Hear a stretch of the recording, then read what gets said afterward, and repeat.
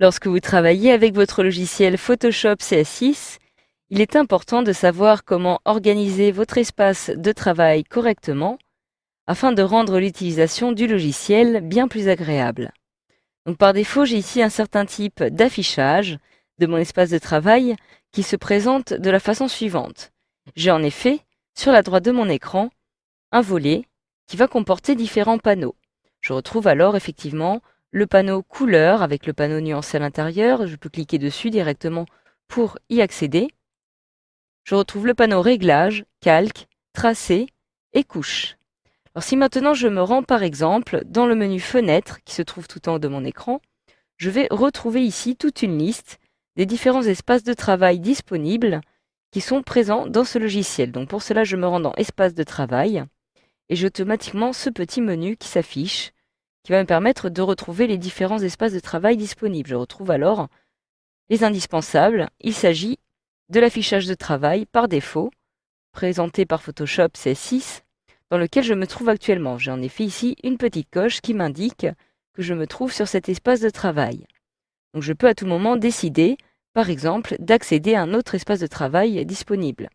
Je retrouve alors ici les nouveautés de CS6. Donc si je clique sur nouveautés de CS6, je vois automatiquement les panneaux de mon volet sur la droite qui viennent d'être modifiés en fonction de l'utilisation que j'ai choisie. Donc j'ai en effet choisi un espace de travail avec les nouveautés de CS6 et cela va me permettre par exemple de retrouver ces fonctionnalités comme par exemple celle de 3D.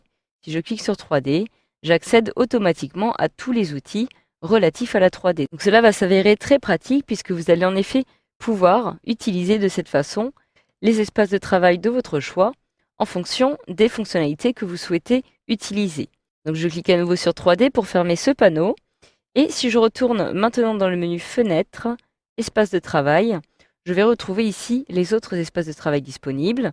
Si par exemple, vous utilisez plutôt un style qui va faire que vous utilisez surtout des outils de peinture, eh bien, vous allez voir apparaître des panneaux relatifs à cette utilisation en vous rendant dans Peinture. Je clique sur Peinture et je retrouve ici en effet des panneaux de formes prédéfinies, de nuanciers, de navigation. Et je peux retrouver ici, de la même façon, toujours les calques, les couches et les tracés.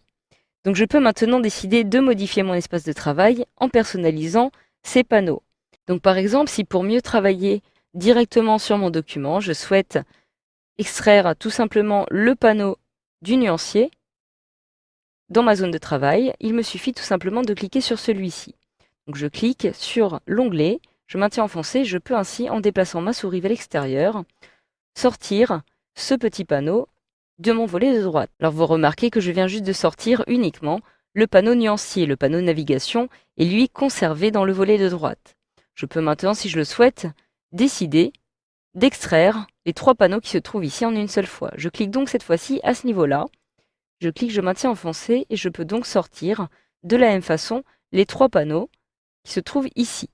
Si je souhaite maintenant extraire couche de ces trois panneaux, je clique sur couche et je peux ainsi l'extraire de la même façon. Si je souhaite intégrer à nouveau couche à mon panneau calque et tracé, je clique, je maintiens enfoncé. Et une fois que le petit carré bleu apparaît, je relâche et je viens donc de le repositionner directement ici. Je peux de la même façon modifier l'onglet. Je clique, je maintiens enfoncé et je relâche pour lui faire retrouver sa place initiale. Je procède de la même façon pour le panneau nuancier. Je clique, je maintiens enfoncé et je le replace à nouveau à côté de navigation. Donc lorsque le panneau bleu apparaît, je relâche et je viens donc d'intégrer à nouveau nuancier. Pour replacer un panneau à l'intérieur, je procède de la même façon ici. Je souhaite le placer à nouveau à la fin. Je relâche à ce niveau-là. Et j'ai donc le panneau qui a retrouvé sa position initiale. Donc de la même façon, je peux aussi décider de redimensionner ces panneaux, tout simplement en plaçant mon curseur, comme vous pouvez le voir, sur le petit bord du groupe de panneaux de mon volet. Et j'ai ici une double flèche qui apparaît. Si je clique, je maintiens enfoncé. Je peux décider d'agrandir, par exemple, ce panneau, qui va me faire accéder plus facilement à ces fonctionnalités d'historique, de forme, source de duplication et des outils prédéfinis. Je peux procéder de la même façon avec le panneau qui apparaît ici, afin d'agrandir le volet. Je procède de la même façon maintenant, comme ceci en sens inverse, l'aide de la double flèche, directement. Alors pour afficher ou pour déployer ces panneaux, vous avez ici des petites flèches. Si je clique une fois ici, je vais développer les panneaux historiques, formes, etc., etc. Je clique à nouveau pour les réduire en icônes. Et si je souhaite réduire de la même façon les panneaux qui se trouvent ici, je clique donc ici. Et cela me permet, comme vous pouvez le voir par exemple, d'agrandir ma zone de travail. Et cela est donc très pratique. Donc vous pouvez aussi, si vous le souhaitez, à tout moment décider d'ajouter de nouveaux panneaux à votre interface. Donc je me rends à nouveau dans le menu Fenêtre et je retrouve ici toute une liste des différents outils que je peux décider d'ajouter dans ces panneaux. Donc, par exemple, si je souhaite ajouter le panneau Annotation à mon volet, je clique sur Annotation et j'ai donc ici, comme vous pouvez le voir, une petite icône qui vient donc d'apparaître et que je retrouve directement ici. Donc, je peux déployer à nouveau comme ceci les deux panneaux. Je retrouve Annotation qui apparaît ici, que je peux même décider de déplacer, par exemple ici. Donc, je relâche et j'ai donc Annotation qui apparaît directement dans mon volet. Donc voilà, grâce à cette formation, vous savez désormais comment organiser votre espace de travail sur Photoshop CS6.